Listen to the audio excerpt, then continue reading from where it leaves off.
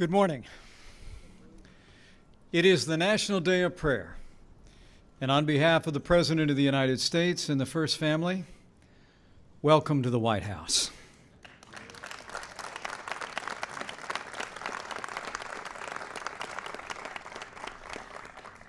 To Pastor Paula White, Pastor Jack Graham, Cardinal Wuerl, Rabbi Heyer, and to all our distinguished guests, the President and I are honored by your presence and grateful for your prayers.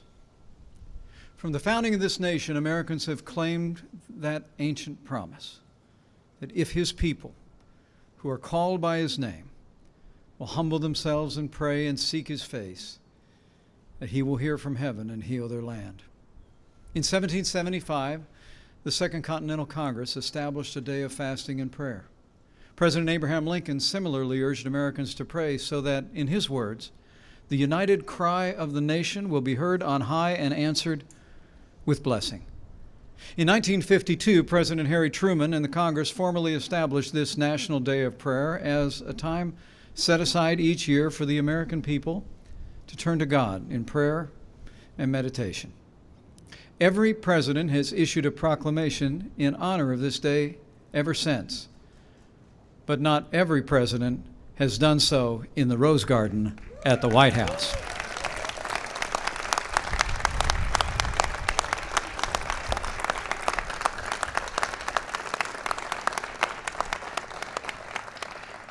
Today, our president will continue that great tradition to proclaim the importance of prayer to the American people and to reaffirm the vital role that institutions and people of faith play in our national life. Our president is a believer. He loves his family and he loves his country with an unshakable faith in God and the American people. So with gratitude for that faith and for the actions that he takes today and every day, it is now my high honor and distinct privilege to introduce to all of you the President of the United States of America, President Donald Trump.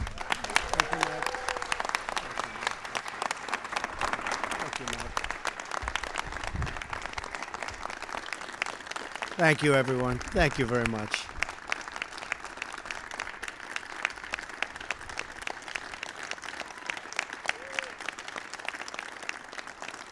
Thank you very much. Thank you. Thank you very much to Vice President Mike Pence. I am very fortunate to have Mike with me. He's a man of very deep faith, I can tell you that. Great character and conviction, and Mike, thank you very much for making this journey with me and with all of us, believe me. It's been great to have you. I also want to thank Pastor Jack Graham, Cardinal Donald Wuerl, and Rabbi Marvin Heyer for leading us so beautifully in prayer. Thank you. Thank you very much. Thank you. Thank you. I also want to mention, as you know, Cardinal Donato and all of the other great faith leaders that we have. I see Franklin Graham. So many are here, so many great friends, so many great supporters, and we very much appreciate it because we're a nation of believers. Faith is deeply embedded into the history of our country, the spirit of our founding, and the soul of our nation.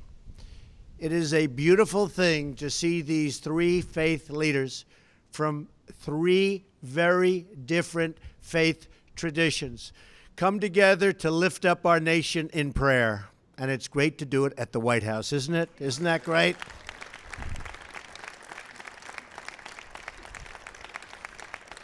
Because not only are we a nation of faith, but we're a nation of tolerance. As we look at the violence around the world, and believe me, it's violent. I get to see it perhaps better than anybody. We realize how truly blessed we are to live in a nation that honors the freedom of worship. Today, my administration is leading by example as we take historic steps to protect religious liberty in the United States of America.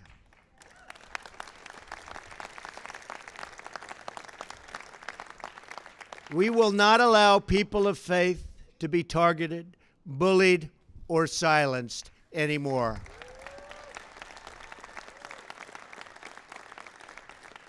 And we will never, ever stand for religious discrimination. Never, ever.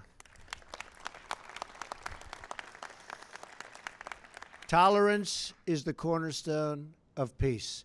And that is why I am proud to make a major and historic announcement this morning and to share with you that my first foreign trip as President of the United States will be to Saudi Arabia, then Israel, and then to a place that my cardinals love very much, Rome.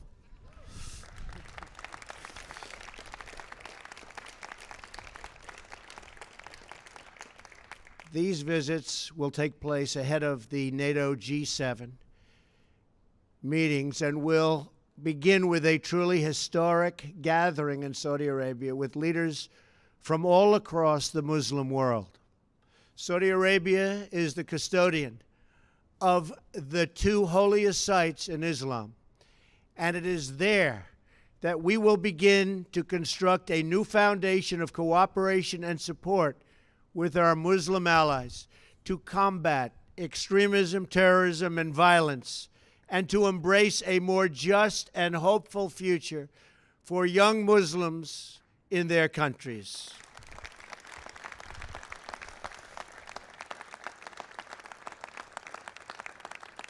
Our task is not to dictate to others how to live, but to build a coalition of friends and partners who share the goal of fighting terrorism and bringing safety, opportunity, and stability to the war-ravaged Middle East.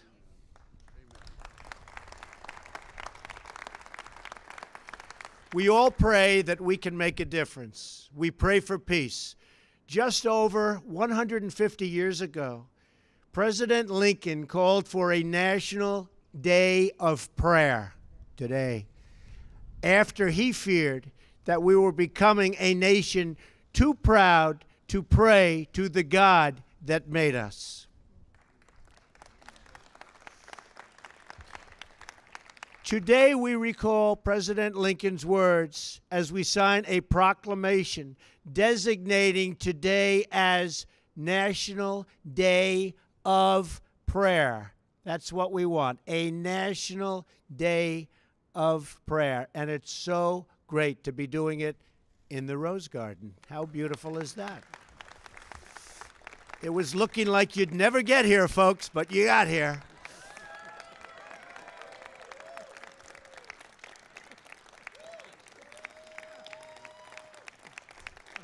Thank you. Thank you.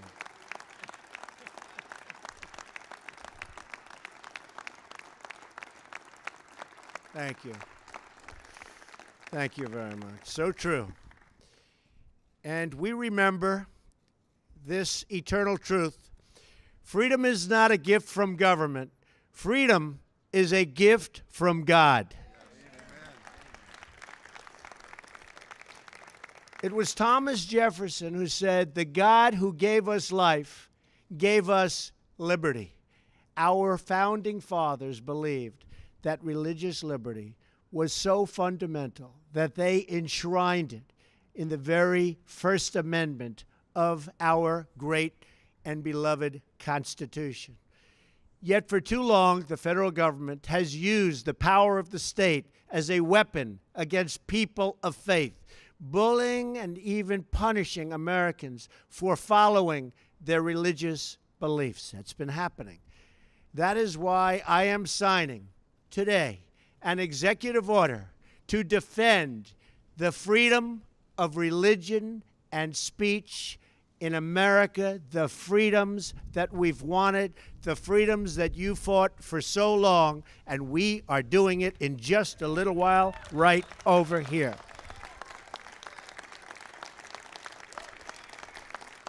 Thank you. Thank you. Thank you.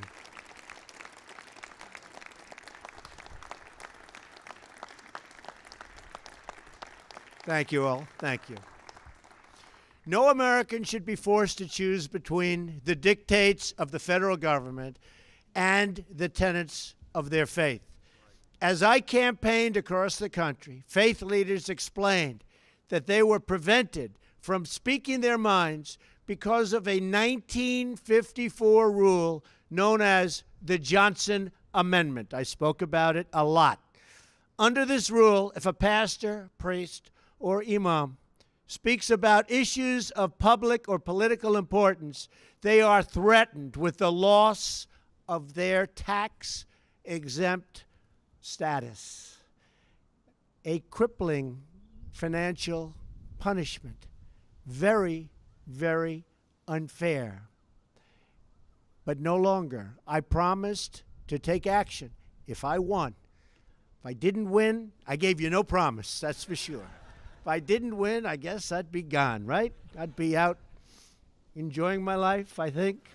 But I wouldn't be helping you with the Johnson Amendment. And to this end, this financial threat against the faith community is over.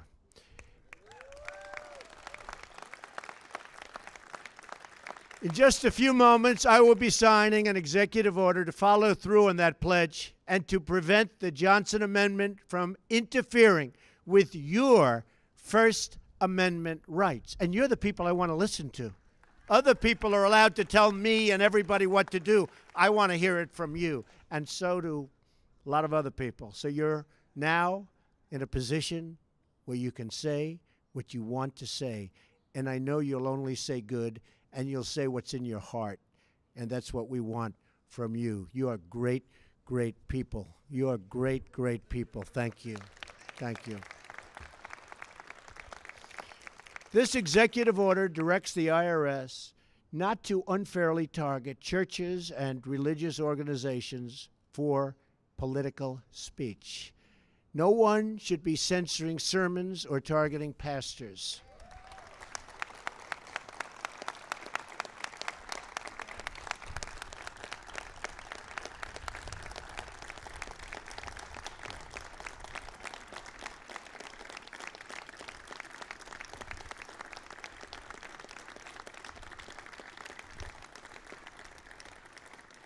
And I know one thing, it never stopped Dr. Ben Carson. He said, the heck with the Johnson Amendment, right, Ben? I've been with Ben, and he did what he wanted to do. But not everybody's going to do that, Ben. You know that, right? In America, we do not fear people speaking freely from the pulpit. We embrace it. America has a rich tradition of social change beginning in our pews and our pulpits. Perhaps there is no greater example than the historic role of the African American church as the agent for social progress, spurring our nation to greater justice and equality. We must never infringe on the noble tradition of change from the church and progress from the pew.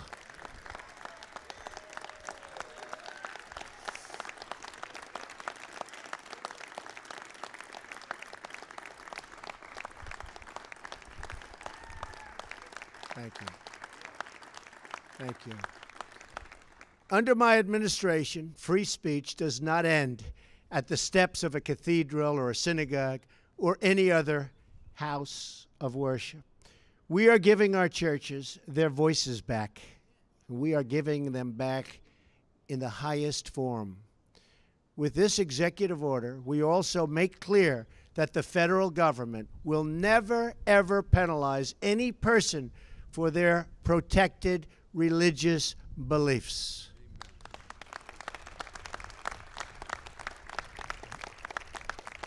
That is why I am today directing the Department of Justice to develop new rules to ensure these religious protections are afforded to all Americans. There are more than 50 religious Americans and groups sued the previous, and you've seen that, 50 sued the previous administration for violating their religious freedom. The abuses were widespread. The abuses were all over. As just one example, people were forbidden from giving or receiving religious items at a military hospital where our brave service members were being treated and when they wanted those religious items. These were great, great people. These are great soldiers. They wanted those items. They were precluded from getting them. And we know all too well the attacks against the Little Sisters of the Poor.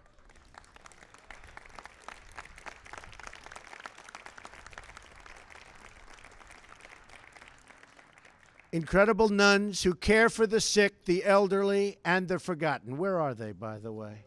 Where are they? Could you stand, sister? Stand. Come on up here, sister. Come on up. Right? Come on up.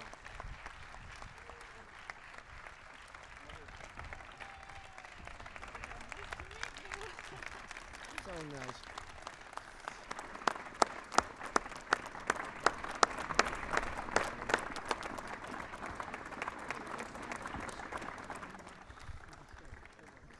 Congratulations, they sort of just won a lawsuit. That was pretty good.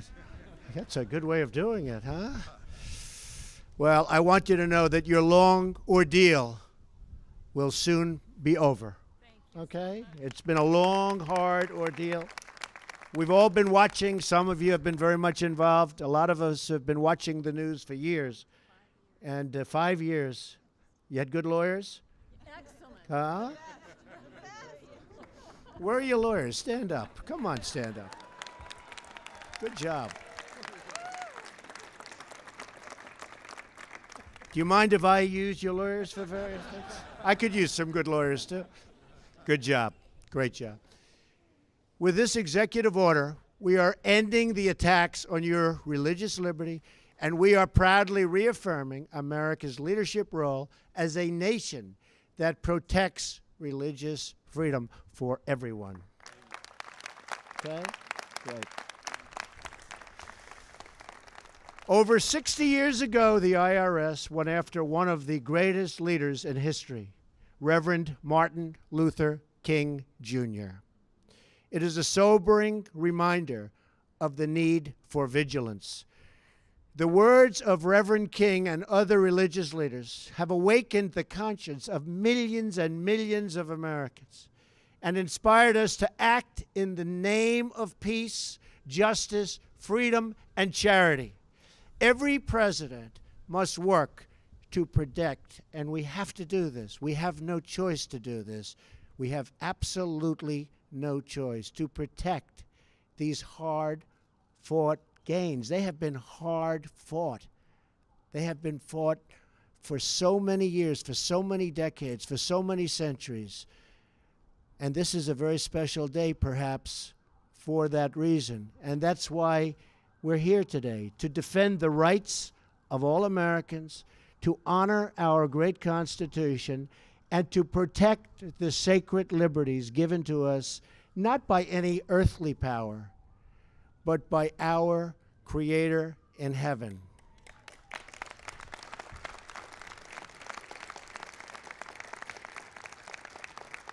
I'd like to thank all of you great, great religious leaders for being with us today. We have some of our political leaders, you can have them.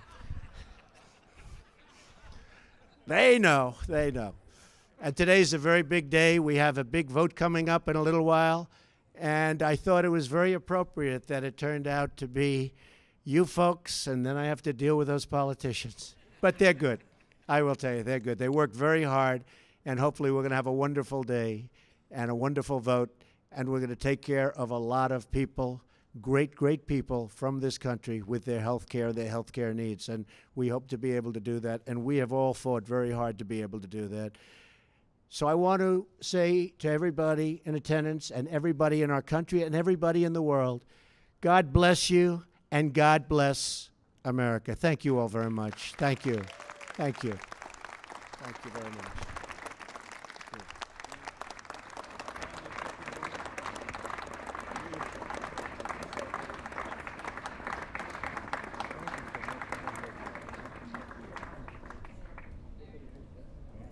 We can gather around.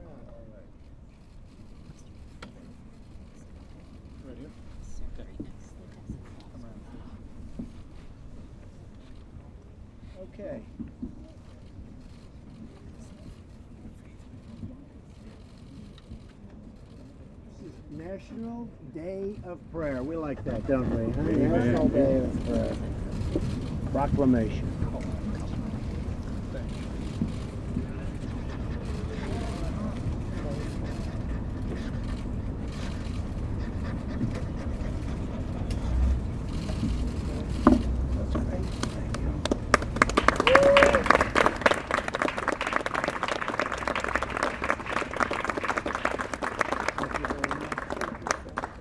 Who's getting this pen, Mr. Vice President? Huh? How about in honor of Dr. Martin Luther King? Is that a good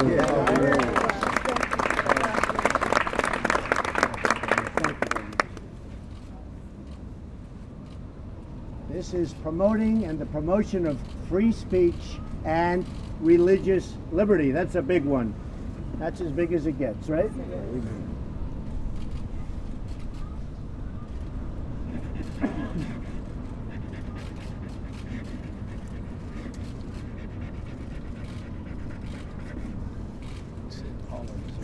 Where's Paula? Right behind you, sir. Paula? She's worked so hard. Absolutely. 2 years she's worked so hard.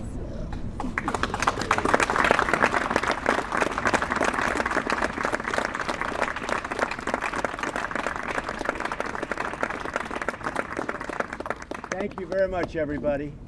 Fantastic to have you. We really appreciate it. Very special. These are two very, very special executive orders, and an honor to have everybody here, and thank you all so much. Thank you, sir. Thank you.